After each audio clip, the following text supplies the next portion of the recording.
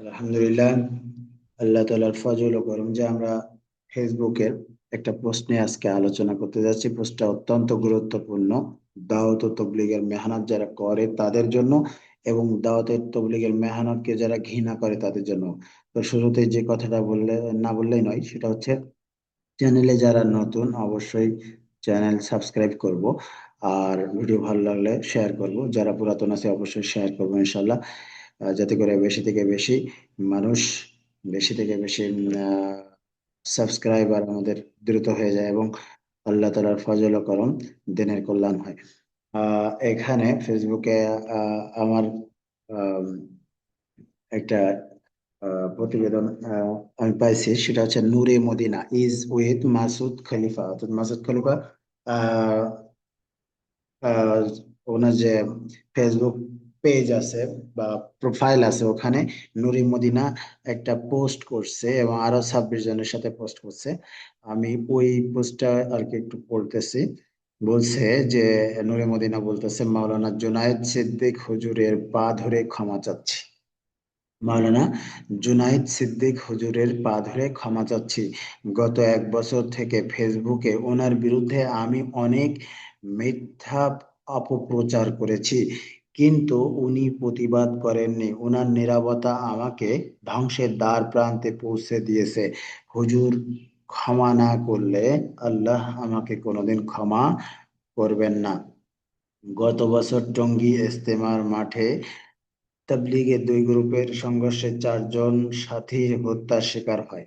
ইজতেমার মাঠে ইজতেমার মাঠের ঘটনার পর নামধারী আলেমদের স্বার্থলোভী মহল ওনার মাদ্রাসা দখল করার জন্য আমাদেরকে ওনার বিরুদ্ধে মিথ্যা উপস্থাপন করে, যা ওনার বিরুদ্ধে চারটি মিথ্যা উপস্থাপন করে যে ওনার বিরুদ্ধে 4টি হত্যা মামলা হয়েছে।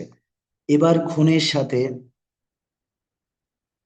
আবার, এখানে আবার হবে, আবার খুনের সাথে উনি নাকি সরাসরি জড়িত ছিলেন। হুম। এবার খুনের সাথে উনি নাকি সরাসরি জড়িত ছিলেন।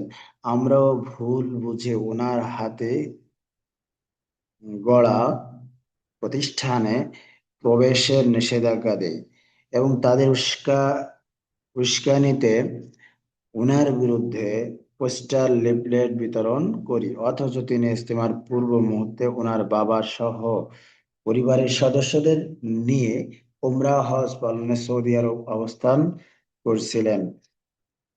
আমরা মাদ্রাসার সবাই যখন ওনার বিরুদ্ধে নিলাম অবস্থান নিলাম, ওনার হেকমতের ধৈর্যের পাহাড়ের কাছে আমাদের সকল কলা কৌশল পরাজিত হলো। দিন শেষে ওনার প্রতিষ্ঠান ওনার হাতে ফিরে আসলো। আমরা মাদ্রাসায় থাকতে পারলাম না। এলাকার লোকজন, অভিভাবকরা আমাদেরকে মাদ্রাসা থেকে বরখাস্ত করলো। এত কিছুর পরেও উনি আমাদের পাশে অভিভাবক হয়ে আমাদের পরিবারের পাশে দাঁড়িয়েছেন। আমার মায়ের চিকিৎসার জন্য 1 লক্ষ টাকা দিয়েছেন হসপিটালে। দ্রুত অপারেশনের ব্যবস্থা করেছেন। এত দুর্ব্যবহার করার পর উনি যে হুসনে আখলাক দেখিয়েছেন, তা একজন নবীর ওয়ারিস দ্বারা সম্ভব। আমি লজ্জা ও ভয়ে হুজুরের সামনে যেতে পারি নাই। আমার মায়ের কাছে টেলিফোনে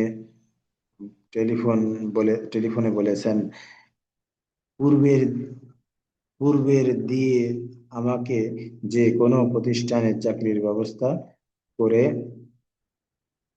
দিবেন।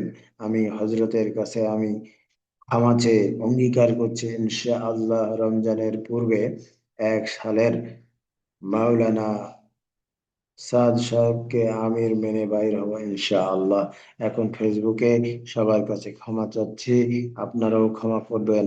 আমি অনেক উল্টাপাল্টা পোস্ট হুজুরের বিরুদ্ধে করেছি, আল্লাহ যেন আমাকে ক্ষমা করেন।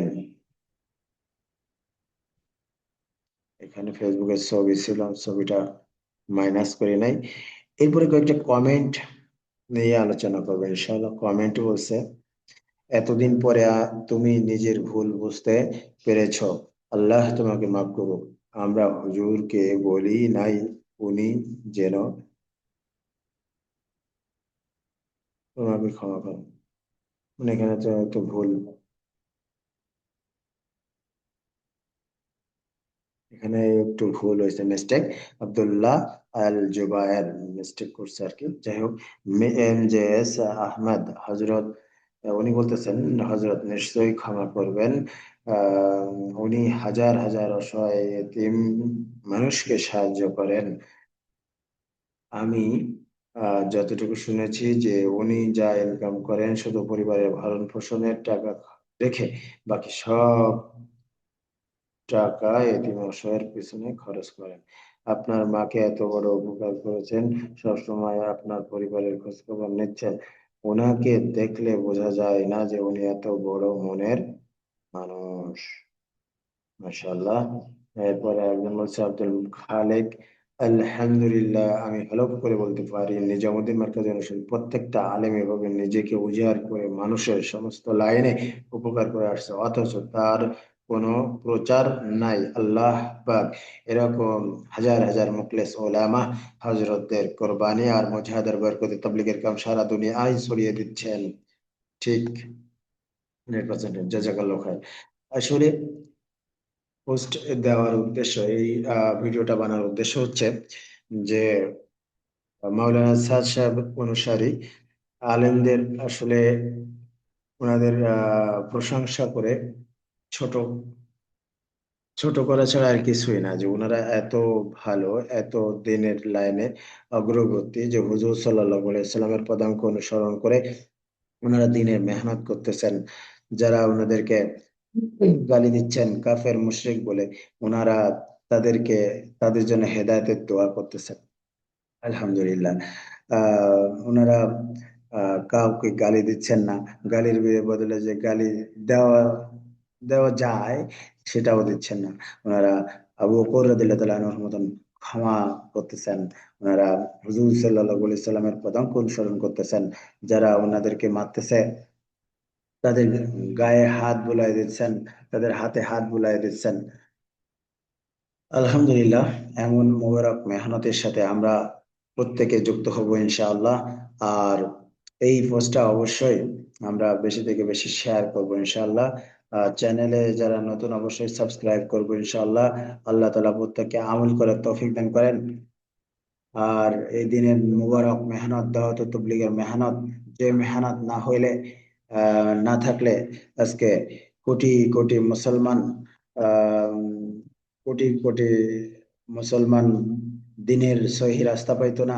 কোটি কোটি কোটি এরকম বেদিন, যারা ইহুদি খ্রিস্টান, এরকম হিন্দু, অন্যান্য ধর্মাবলম্বী যারা আছেন, তারা এরকম দিন পাইতো না।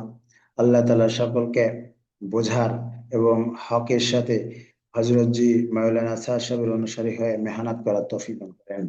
আমিন।